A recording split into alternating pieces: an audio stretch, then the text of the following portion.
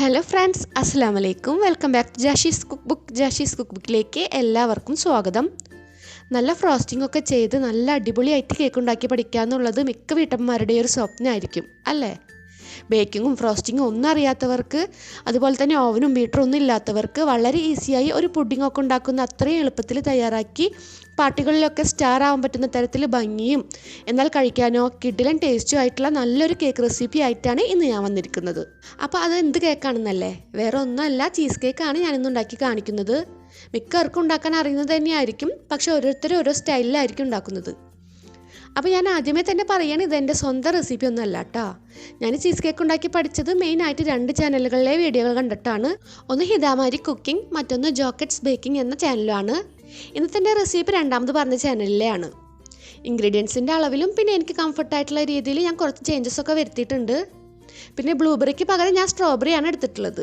നിങ്ങൾക്ക് ഇഷ്ടമുള്ള ഏത് ഫ്രൂട്ട്സ് വെച്ചിട്ട് സെയിം മെത്തേഡിൽ ഉണ്ടാക്കാം. അപ്പോൾ നിങ്ങൾക്ക് ഒരുപാട് വെറൈറ്റി ആയിട്ടുള്ള ചീസ് കേക്കിൻ്റെ റെസിപ്പികൾ കിട്ടാനായിട്ട് ഈ 2 ചാനലുകളൊന്ന് വിസിറ്റ് ചെയ്താൽ മതി കേട്ടോ. അപ്പോൾ ഇനി നമുക്ക് പെട്ടെന്ന് തന്നെ റെസിപ്പി നോക്കാം അല്ലേ? വീഡിയോയിലേക്ക് കിടക്കുന്നതിന് മുന്നേ ഇതുവരെ എൻ്റെ ചാനൽ സബ്സ്ക്രൈബ് ചെയ്യാതെ വീഡിയോ കണ്ടുകൊണ്ടിരിക്കുന്നവരും എൻ്റെ വീഡിയോ ആദ്യമായിട്ട് കാണുന്നവരും പ്ലീസ് ഒന്ന് സബ്സ്ക്രൈബ് ചെയ്തതിന് ശേഷം എൻ്റെ വീഡിയോകൾ ഒന്നുപോലും നിങ്ങൾക്ക് മിസ്സാവാതിരിക്കാനായി തൊട്ടടുത്തുള്ള ബെലൈക്കൺ കൂടെ ഒന്ന് എനേബിൾ ചെയ്യാൻ മറക്കല്ലേ. ആദ്യം ഞാനിവിടെ ഓറിയോ ബിസ്ക്കറ്റിൻ്റെ 5 പാക്കറ്റ് എടുത്ത് വെച്ചിട്ടുണ്ട്. നിങ്ങൾക്കറിയാലോ, ഒരു പാക്കറ്റിൽ 4 ബിസ്ക്കറ്റാണ് ഉണ്ടാവുക. ഇത് നമുക്ക് ഈ പാക്കറ്റിൽ നിന്ന് ഒരു ബൗളിലേക്ക് മാറ്റാം. ഇനി നമുക്ക് ഈ ബിസ്ക്കറ്റിൻ്റെ ഇടയിലുള്ള ക്രീം ഒന്ന് റിമൂവ് ചെയ്യാം. ഇത് നമുക്ക് ആവശ്യമില്ല. നിങ്ങൾക്ക് ഓറിയോ ബിസ്ക്കറ്റിന് പകരം ഡൈജസ്റ്റീവ് ബിസ്ക്കറ്റ് എടുക്കാം. ഇനി അതും കയ്യിലില്ലെങ്കിൽ മേരിഗോൾഡ് ബിസ്ക്കറ്റ് എടുത്താലും മതി. ഇതിന് നമുക്ക് ക്രഷ് ചെയ്തെടുക്കണം.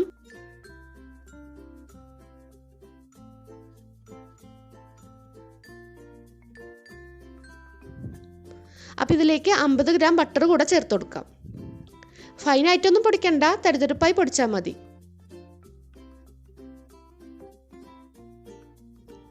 നമുക്കിത് കൈകൊണ്ട് ഇങ്ങനെ പിടിയാക്കുമ്പോൾ പൊടിയാതെ ഇതുപോലെ നിൽക്കണം. അപ്പോൾ ഈ ഒരു ടെക്സ്ചറാണ് ബിസ്ക്കറ്റിൻ്റെ ഈ മിക്സിന് വേണ്ടത്. ഇതിന് നമുക്ക് കേക്ക് സെറ്റ് ചെയ്യുന്ന മോഡിലേക്ക് മാറ്റി സ്പൂൺ കൊണ്ടൊന്ന് ലെവലാക്കി കൊടുക്കാം. ഞാൻ നേരത്തെ പറഞ്ഞല്ലോ, ഇൻഗ്രീഡിയൻസിൻ്റെ അളവ് കൂട്ടിയിട്ടാണ് എടുത്തിട്ടുള്ളതെന്ന്. അതിൻ്റെ കാരണം ഇതാണ്, കുറച്ച് വലിയ സ്പ്രിംഗ് ഫോം മോൾഡാണിത്. അപ്പോൾ ഇതിലേക്ക് കറക്റ്റ് ഫില്ലാവുന്ന തരത്തിൽ ചേരുവകളെല്ലാം ഞാൻ കൂട്ടിയെടുത്തിട്ടുണ്ട്. ഇനി നമുക്ക് അടി പരന്ന എന്തെങ്കിലും ഗ്ലാസ്സോ പാത്രമോ വെച്ച് ഇതുപോലെ മെല്ലെ ഒന്ന് പ്രസ് ചെയ്ത് ഒന്നുകൂടെ ഒന്ന് ലെവലാക്കി കൊടുക്കാം.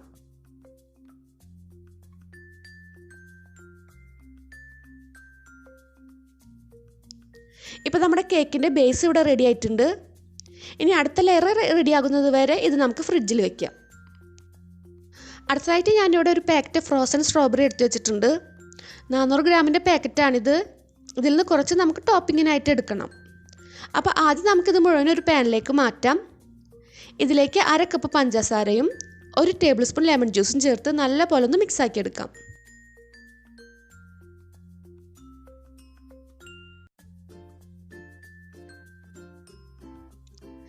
ഇതിന് നമുക്കൊരു മീഡിയം ഫ്ലെയിമിലൊന്ന് തിളപ്പിക്കാം.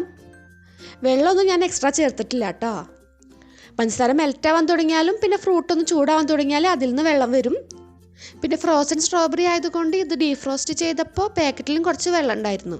പഞ്ചസാര നന്നായി മെൽറ്റായി ഇത് നല്ല പോലെ ഒന്ന് തിളച്ച് വരുമ്പോൾ ഇതിലെ കാണാൻ മുഞ്ചുള്ള നല്ല സ്ട്രോബെറി ഒക്കെ ടോപ്പിങ്ങിനായിട്ട് നമുക്ക് മാറ്റി വയ്ക്കാം.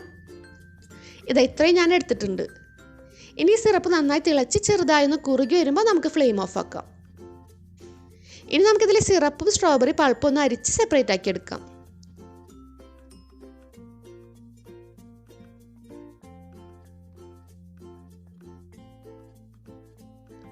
സ്ട്രോബെറി പറ്റാവുന്ന പോലെ ഒന്ന് മാഷ് ചെയ്ത് അതിലെ ജ്യൂസൊക്കെ പരമാവധി എടുക്കാം. ഇനി നമുക്ക് ഈ സിറപ്പ് സൈഡിലേക്ക് മാറ്റി വയ്ക്കാം. പിന്നെ ഈ സ്ട്രോബെറി പൾപ്പ് മിക്സിയിലിട്ടൊന്ന് അരച്ചെടുക്കാം.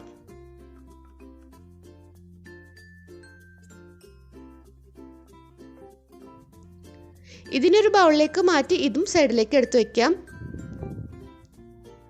അടുത്തതായി വേറൊരു ബൗളിൽ 2 പാക്കറ്റ് തിക്ക് ക്രീം എടുക്കാം. ഒരു പാക്കറ്റ് 125 ml ആണുള്ളത്. ഇതുപോലെ പാക്കറ്റ് മുഴുവനായിട്ട് ഓപ്പൺ ചെയ്യുകയാണെങ്കിൽ കുറേ പാക്കറ്റിൽ വേസ്റ്റ് ആയി പോകില്ല. മുഴുവനായിട്ട് നമുക്ക് ക്രീം എടുക്കാൻ പറ്റും. ഇനി ഇതിലേക്ക് 1/2 കപ്പ് പഞ്ചസാര ചേർത്ത് നല്ല പോലെ ഒന്ന് മിക്സാക്കി എടുക്കാം. നിങ്ങൾക്ക് വേണമെങ്കിൽ തിക്ക് ക്രീമിന് പകരം ഫ്രഷ് ക്രീം എടുക്കാം.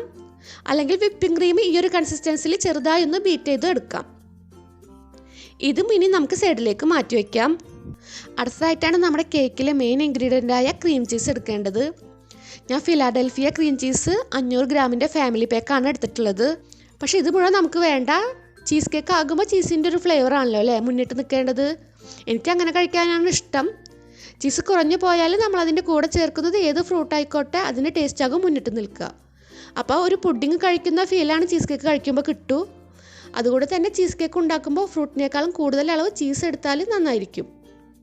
അപ്പോൾ ഞാനൊരു 3/4 ഭാഗത്തോളം, അതായത് ഏകദേശം 350 ഗ്രാം ചീസ് എടുത്തിട്ടുണ്ട്. 1/2 കപ്പ് കൂടെ പഞ്ചസാര ചേർത്ത് നല്ല പോലെ ഒന്ന് ഇത് മിക്സാക്കി എടുക്കാം. ട്രയാങ്കിളും സ്ക്വയറൊക്കെ ആയിട്ട് വാങ്ങിക്കാൻ കിട്ടില്ലേ, ചെറിയ പീസ് ഒരു ബോക്സിൽ 10-12 ആയിട്ട്, അതും വെച്ചിട്ട് ചീസ് കേക്ക് ഉണ്ടാക്കാം കേട്ടോ. ഫസ്റ്റ് ടൈമൊക്കെ ഉണ്ടാക്കുമ്പോൾ അങ്ങനത്തെ ചീസൊക്കെ വെച്ചിട്ട് ആദ്യം ഒന്ന് ഉണ്ടാക്കി നോക്കുക. ഇതുപോലത്തെ ക്രീം ചീസ് തന്നെ വേണമെന്ന് നിർബന്ധമൊന്നുമില്ല. ഇത് നല്ല പോലെ ഒന്ന് മിക്സാക്കി എടുത്തതിന് ശേഷം ഇതിലേക്ക് 1 കപ്പ് പുളിയില്ലാത്ത കട്ട് തൈര് ചേർക്കാം. ഇത് 170 ഗ്രാമാണുള്ളത്. ഇത് ഇനി നമുക്ക് നല്ല പോലെ മിക്സാക്കാം.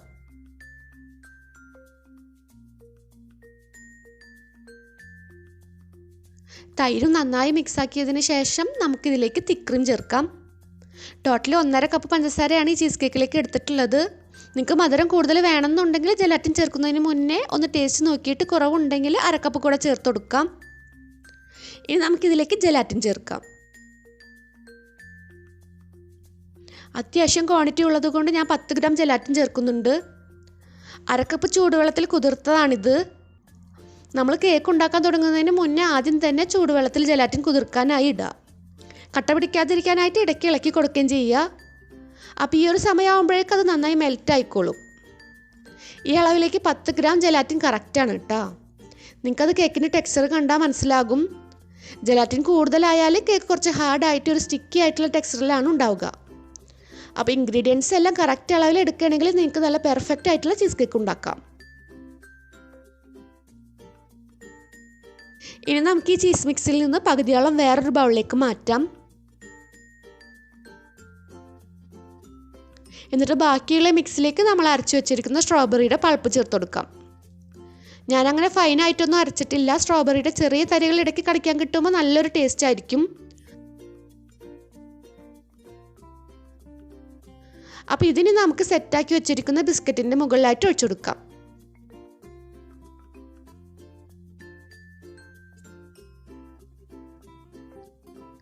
ഇനി ഇത് 20 മിനിറ്റ് ഫ്രീസറിൽ വെച്ച് ചെറുതായി ഒന്ന് സെറ്റാക്കി എടുക്കാം.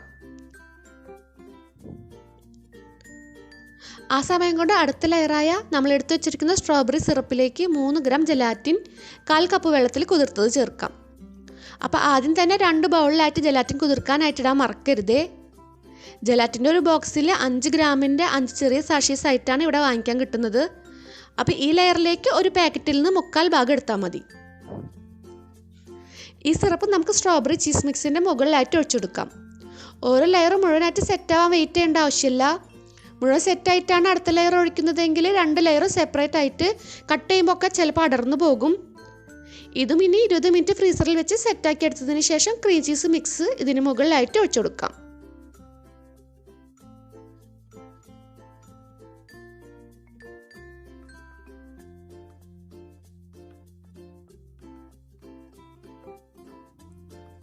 ഇനി നമുക്കിത് 5 മണിക്കൂർ ഫ്രിഡ്ജിൽ വെച്ച് സെറ്റാക്കി എടുക്കാം.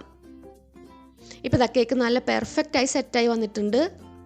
ഇതിന് പെട്ടെന്ന് ഡീമോൾഡ് ചെയ്ത് കിട്ടാനായി ചൂടുവെള്ളത്തിൽ മുക്കിയ ഒരു ടവൽ മോൾഡിന് ചുറ്റുമായിട്ട് വെച്ച് കൊടുക്കാം.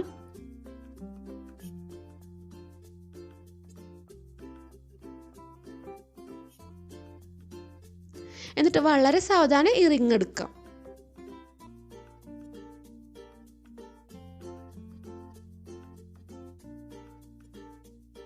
മുകളിലായിട്ട് ടോപ്പിങ്ങിനായി മാറ്റി വെച്ച സ്ട്രോബെറി വെച്ച് കൊടുക്കാം.